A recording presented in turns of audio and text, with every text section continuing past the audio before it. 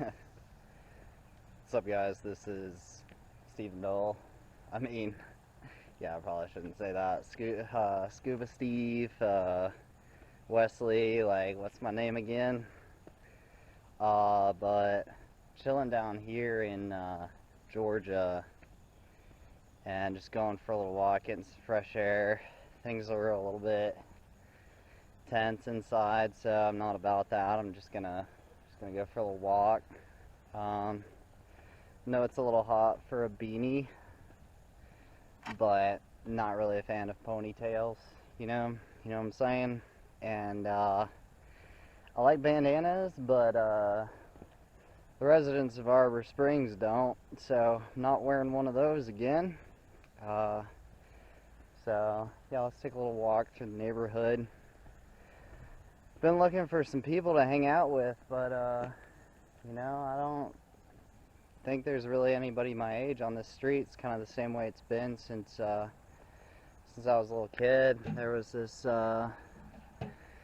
one dude, Nathan, down the street. He's like right across the street from us, actually, and I used to go over there and play Sega, play Sonic the Hedgehog, and he was cool. And then we got David. If you go, see if I can turn this camera. If you go down the street, take a left, and there's a big old horse farm, and David lived down there, and he was chill. I couldn't really keep up with him sometimes. He's a good climber, like climbing like 50 feet up those trees, and I'm a little bit scared of heights, so but it was cool. It was good for me. He used to jump on his trampoline. He had this giant rope swing that goes like, you go way out. You probably go 20 feet high when you swing out on that thing, and when you're like 7 years old, it's a fun deal. But yeah, so who else is there? I was gonna hang out with the neighbors, chill and check out their RV and their motorcycles and stuff like that, but they had COVID, and I ain't about to get that, even though it's been a while and they seem healthy. I'm not really gonna risk that one. But yeah, it's pretty chill here, just trying to like reconnect with people and see who's willing to hang. Doesn't matter if you're 40, 50 years old. If you got like a remote control airplane or something, that's all we need. I'll hang out with you. But yeah, it's pretty chill. If you want to see some scenery, it's kind of like it's a little bit like New Hampshire. Can't ski here though. It's pretty hot. It's pretty hot out. And this guy lives down there. I never even seen that house. There's too many trees. It's just a big jungle. So I don't know. But what else did I do today? I got I found a couple of pieces of gear. It's just hiding behind a curtain. Been looking for it for a while, but I found the rack tom for the Pearl Forum kit that they used to belong to Zach, and Zach sold that to me, and I sold him my PRS back in the day.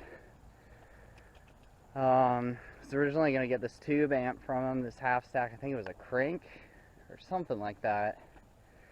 But I tried it out, and knowing me, I had it for a day and I changed my mind. I was like, why didn't I get that drum set?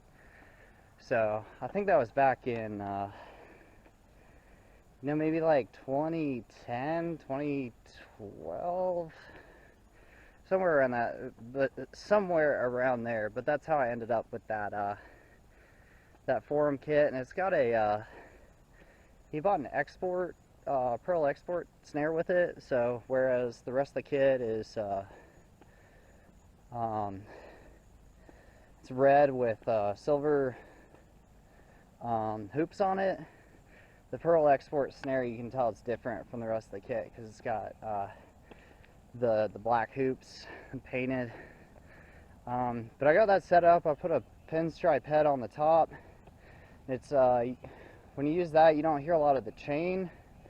You hear more of the hit on the top of the snare, so it's like less chain, more like powerful, like beefy hit, even if you tune it pretty high. So if someone comes in the studio and they're looking for something that's like a beefier sound, not thin and pingy, but kind of muted, controlled, hard hits, heavy hits, lots of pop, I got you covered. At least I think so. Pearl Export snares aren't that good, but I know how to tune, so I'll try my best. Besides that, I found out that Music and Arts is selling orange gear now, and I went today and I got I think it's only a 1x8 orange bass combo amp. It's just an orange bass amp, got a little like tone shaping knob and a tuner built in.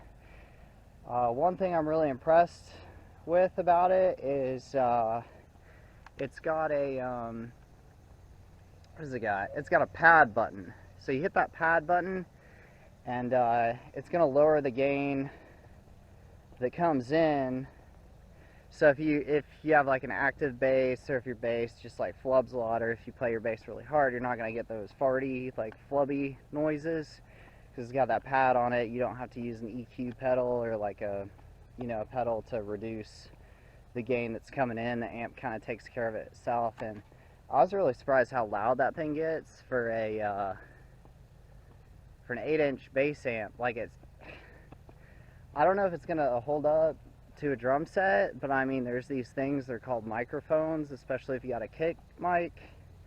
Like I got a Sennheiser back in Vermont, and I'm just gonna put that Sennheiser like right up to that 8-inch orange bass cab, and record with it, use it for gigs or whatever. I do a lot of DI recording for bass, so I'm not really too worried about like recording, but for like pre-production and stuff like that, it's like you want the band to be able to play to where they can hear themselves. And I don't know what setup I'm gonna have down here. It's probably gonna be pretty minimal and pretty small. I don't even have a space to record yet. Nobody's really said yes to letting me like use a space or rent from them. Even though we all live out in the country here and we got plenty of land, and I'm pretty good at dampening things and building panels and stuff like that, there's still nobody who's given me an okay to it. So I'm still working on that, but thinking about buying this, my buddy Zach, you might know him as Paperhead.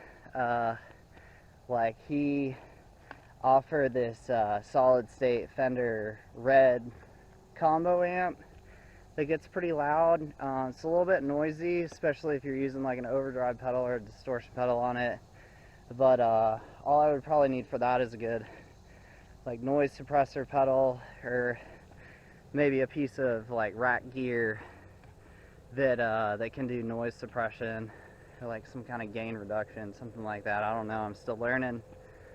But yeah, so it's like once I got the bass amp, got a little drum setup going, and I got a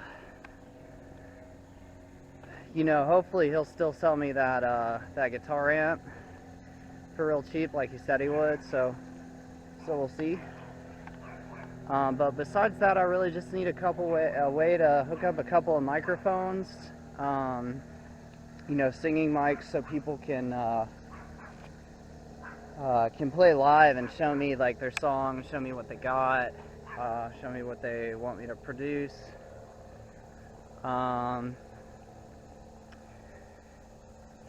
So some kind of cheap PA, or like maybe a keyboard amp that has 2 input jacks, something like that would do the trick. So we'll kind of see. What else do I got going on?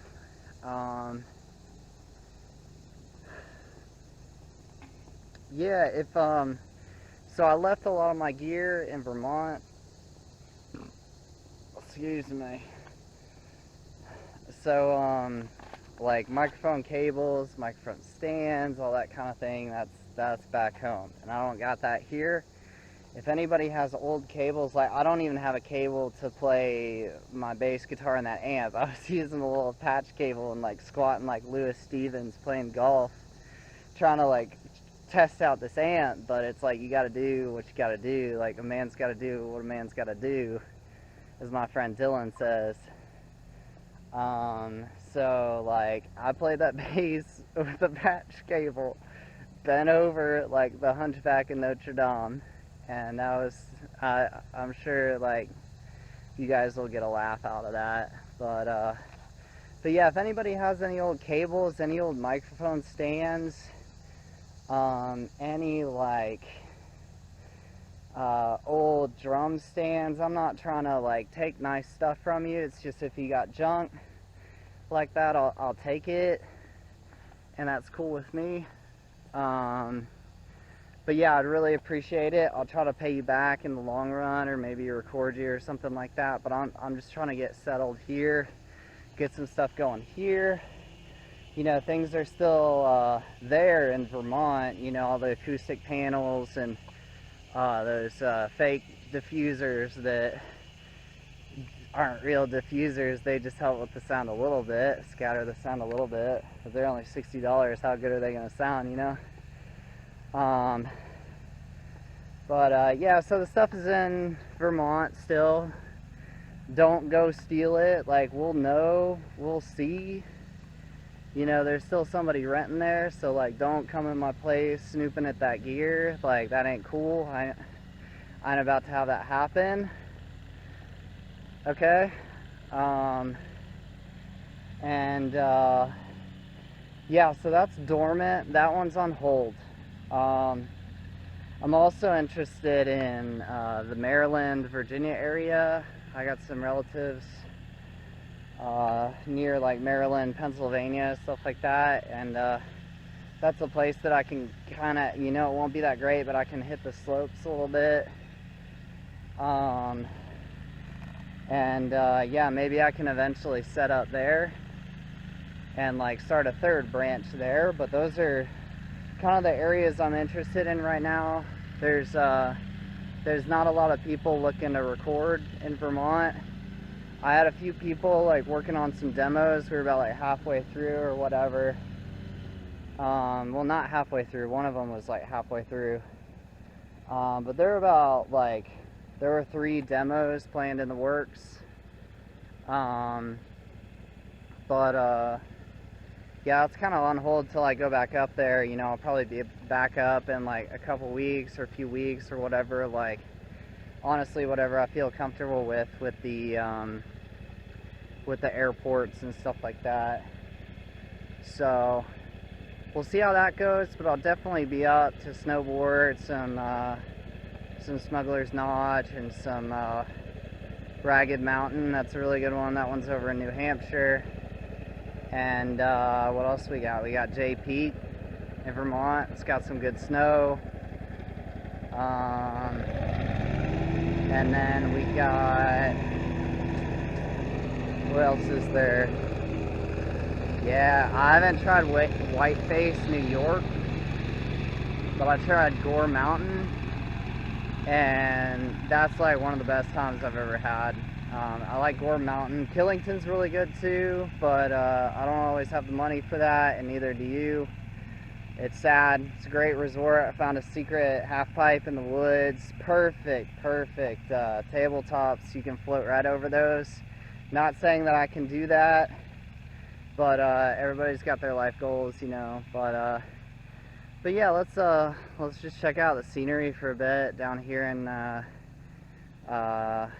where am I? I probably shouldn't say where I am. I'm in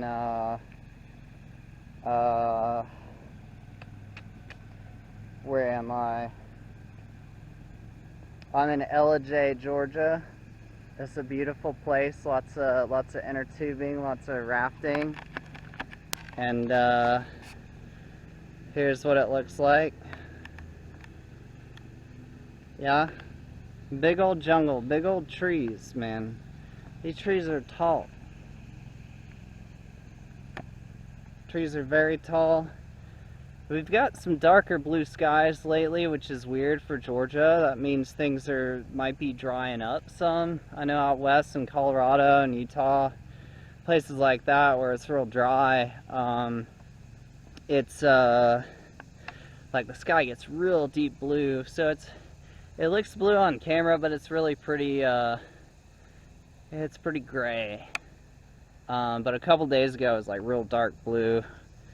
And that was cool to see. But here comes a car. Let me not film them, let me film me, because that would be rude, and I don't want to be rude.